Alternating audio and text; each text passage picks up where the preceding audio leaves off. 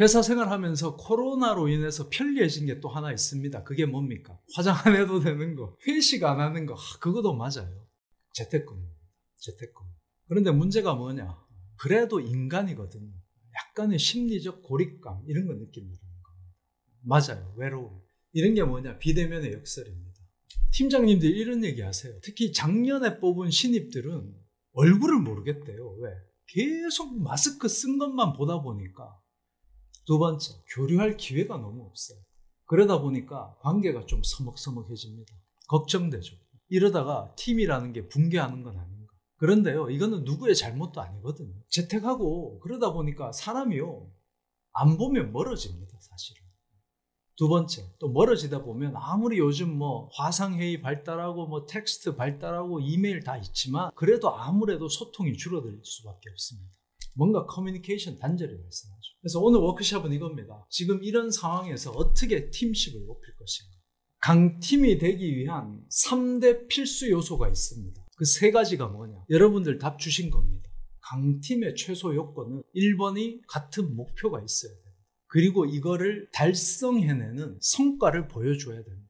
2번이 뭐냐? 구성원들 간에 상호 신뢰가 있어야 됩니다. 내가 열심히 하는 만큼 저 친구도 열심히 하지. 저 친구 능력 있지. 인간적 신뢰. 세 번째가 뭐냐? 강팀은요, 끊임없이 자기 혁신을 합니다. 계속 시대나 트렌드에 맞게끔, 맥락과 상황에 맞게끔 스스로 변신할 수 있다 이겁니다. BTS입니다. BTS. 각각 BTS 요소별로 메시지가 2개 내지 3개씩 있습니다. 근데 오늘은 이거 다 하려면 우리가 한 3시간 이상 써야 되니까요. 핵심만 제가 지금부터 가보겠습니다. 골 얘기입니다. 저는 야구를 되게 좋아하는데 모든 야구 감독들이요, 다 목표가 있습니다. 우승하겠다, 5강 들겠다, 뭐 하겠다 이런 것들. 제 경험상요, 목표가 없어서 문제인 팀은 없습니다. 다 목표는 나름 있어요. 그런데 과연 이 목표 달성에 성공한 분은 몇 프로냐? 10%가 채 안 된다 이겁니다. 그래서 뭐 명확한 목표를 세워야 된다, 이런 얘기는 저는 안 하려고 합니다. 어차피 그거는 다 하는 거니까. 제 관심은 하나입니다. 이 8%의 공통점이 뭐냐? 저는 2가지를 보는데 그 중에 2번째가 바로 이겁니다. 자동화입니다. 자동화. 목표 거창해도 하기가 쉽지가 않아요. 이게 뭐냐? 저희 심리학 용어로 Cognitive Miser라고 부릅니다. 인지적 구두쇠 현상. 인간의 이 마음, 이 뇌는요, 고민을 많이 하고 막 이거를 해야지 막 의지를 불태우고 이러면요, 피곤해요. 그냥 딴 걸 다 떠나가지고. 그러니까 아예 그냥 고민 안 하고 그냥 자동적으로 하게끔 만드는 겁니다. 자동화라는 건 뭐냐? 둘로 나누시면 됩니다. 하나가 뭐냐면요, 행동입니다. 행동.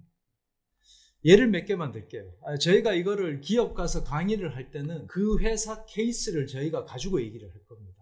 근데 오늘은 300분이 오셨기 때문에 한 케이스만 가지고 얘기하기 그래서 좀 제너럴한 케이스로 말씀드리겠습니다. 회의 때요, 우리가 좋은 퀄리티의 의견, 자꾸 뭐 누구는 쓸데없는 얘기 자꾸 하고 막 이래요. 정리 안 된 얘기하고. 이게 오가게 하려면 어떤 자동화를 하면 될까요? 행동에 있어서. 아마존은 이걸 한대요. 침묵해야 됩니다. 회의 딱 시작하면 10분 동안. 그 시간 동안 자료를 한번 리뷰를 하든지 아니면 내가 오늘 할 말에 대해서 미리 좀 정리를 하고 하든지, 그래야 중언 부언 안 한다는 겁니다.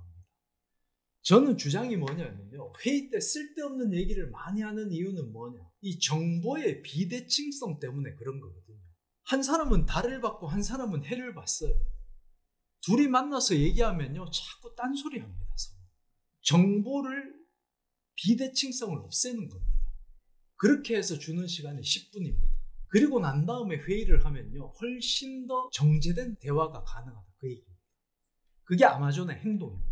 행동이 있으면요, 2번째는 장치입니다. 데일리 스크럼을 하자고 그래도요, 자꾸 바쁘다 보면 안 하게 됩니다. 이 카카오는 어떻게 하냐? 아침마다 음악을 트는 거예요, 그냥. 그러면 그냥 자동적으로 한 자리에 모이는 겁니다. 그러니까 음악을 장치로 쓰는 거죠. 저희 회사도 지금 재택근무 지금 3년째 하면서, 근데 뭐 아침마다 뭐 메신저 온 해라, 뭐 로그인 해라, 잘 안 지켜져요. 그래서 요즘 저희가 하는 거는 뭐냐? 게더타운에 그냥 회사를 하나 만들어 뒀습니다. 그래서 아침에 거기 게더타운에 앉아야지만 출근으로 인정이 됩니다. 근무 시간이. 내가 지금 on이라는 것을 나타낼 수 있는 그런 장치를 만드는 거죠. 잔소리를 하는 게 아니라. 우리가 뭐 의견에 대해서 상호 피드백 많이 하자 이런 얘기를 해도요, 안 지켜져요. 넷플릭스는 어떻게 하냐? 사내 인트라넷에 의견을 공유하는 공용 메모장이 있습니다. 누구든 들어가서 자기 아이디어를 올려둡니다. 그러면 아무나 보고요, 이 의견에 대해서 그냥 메모장에 올리는 겁니다. 남의 의견을 피드백하자 이런 얘기보다 훨씬 더 효과가 있는 거예요. 줌 강의도 그렇잖아요. 처음 하면 어색하고 뭐 이렇게 채팅도 안 하게 되는데 자꾸 하다 보면요, 익숙해집니다. 이런 것도요, 자꾸 하다 보면 문화로 굳어집니다. 그다음. 자, 두 번째 얘기가 이겁니다. 트러스트입니다. 팀장님이 밤 12시에 카톡을 보냅니다. 누구누구님 늦은 시간 진짜 미안한데 지난달 실적 데이터 어디서 볼 수 있냐? 자, 투표 한번 합시다. 1번, 이 시간에 뭐하냐 지금. 약간 열받는다. 2번, 뭔가 짠하다. 자, 투표 한번 해보세요. 1번, 2번. 투표 시작. 야, 역시 우리 HRD 담당자분들 되게 선하십니다. 진짜 훌륭하신 분들이에요, 제가 봤을 때. 근데요, 제가 봤을 때 이게 1번, 2번을 결정하는 거는 뭔지 아세요? 이분과의 관계성입니다. 신뢰 관계. 내가요, 우리 팀장님에 대해서 신뢰의 잔고가 쌓여 있으면요, 대부분 2번으로 답합니다. 똑같은 말도요, 신뢰의 잔고가 있느냐 없느냐에 따라서 다르게 들리는 게 인간입니다.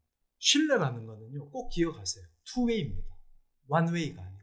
회사는요, 가족이 아니거든요.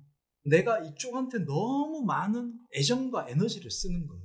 그게 그만큼 돌아오지 않았을 때 상처받아요. 그리고 관계가 오히려 더 틀어질 때가 많습니다.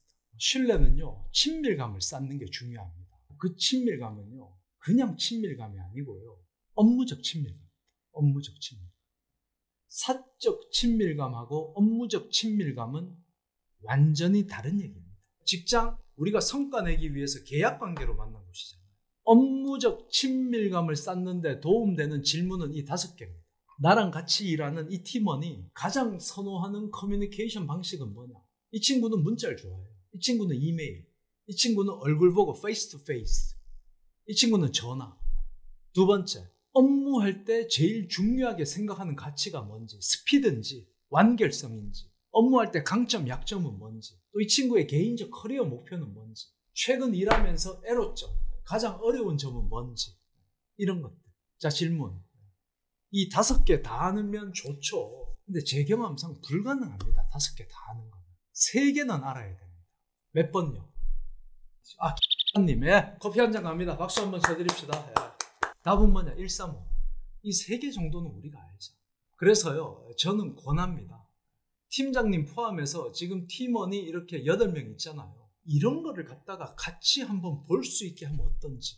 이런 것들을 서로 좀 알고만 있어도요, 신뢰라는 거는 서로 모르면 기본적으로 불편해요. 또 예측 안 되기 때문에. 그래서 이런 거 공유하자는 거. 이게 제가 제시하는 2번째 툴입니다. 3번째 얘기가 뭐냐? 셀프 이노베이션입니다. 셀프 이노베이션은 제가 룩백 얘기하려고 합니다. 루킹백. 구글의 셀미토리 아시죠?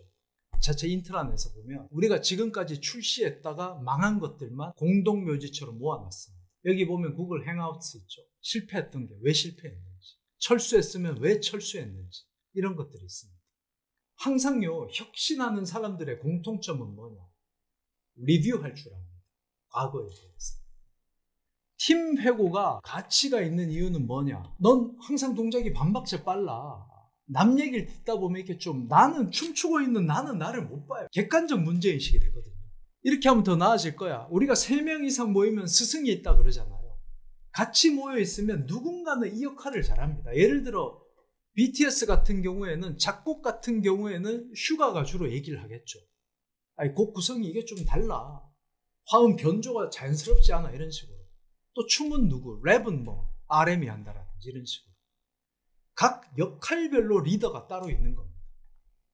그리고 이렇게 팀 회고하다 보면요, 서로 이렇게 자유롭게 소통하는 문화가 만들어집니다. 제일 좋은 거는 온라인이 됩니다.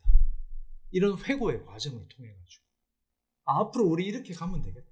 방향이 정해지는 거죠. 자, 근데 또 어떤 팀장님들 그래요. 야, 좋은 거 안다. 근데 입을 안 연다. 이유가 있죠. 입을 안 여는 데는 다. 3가지 조심하시면 됩니다. 입을 안 여는 이유는요, 입 열었다가 욕먹으니까. 그리고 리더가 다 알아서 하니까. 준비 없이 하니까 입을 안 여는 겁니다. 그래서요, 1번, 비난, 비판이 없으려면요, 화법부터 바꿔야 됩니다. 구글, 아마존 이런 데서 맨날 얘기하는 거 있잖아요. yes and 화법. 뭔가 의견 내거나 반대할 게 있어도 yes, 좋아요. 그리고 근데 이런 부분도 우리 한 번 더 생각해 보면 좋을 것 같아요. 듣자마자 야, 말이 되냐? 너 고민 안 했지? 이렇게 얘기하는 게 아닌 거죠. 그렇게 얘기하면 누가 그 다음부터 자유롭게 의견을 냅니까? 두 번째, 리더 주도하시면 안 됩니다. 얘기했죠. 역량이 곧 권력입니다. 역량이 다르기 때문에 맡고 있는 역할도 다르다. 세 번째, 회고는요, 준비하고 하셔야 됩니다. 그냥 모여서 야, 반성해보자. 뭘 반성해? 저희가요, 팀 회고할 때 저희가 드리는 툴이 이겁니다. KPT 툴이라고 팀 회고할 때는 모여서 이런 얘기 하시는 겁니다. 프로젝트 하면서 좋았던 것 또는 지켜야 될 건 뭐냐, 뭔가 변화시켜야 돼. 문제가 뭐냐, 우리가 한번 새로 시도해 볼 게 뭐냐, 이런 걸 가지고 같이 얘기하는 게 그게 팀 회고입니다. 그냥 돌아가면서 해보니까 어땠어? 좋았습니다. 굿. 나는 힘들었습니다. 의미 없다. 툴을 쓰자. 특히 try 할 때는요, 그냥 다짐 이런 거 얘기하지 마세요. 앞으로 우리 소통 잘하자. 의미 없는 얘기입니다. 그런 얘기. 새로운 정보가 오면 즉시 팀원들한테 이메일로 공유하자. 1시간 내에. 이런 게 의미 있는 회고입니다.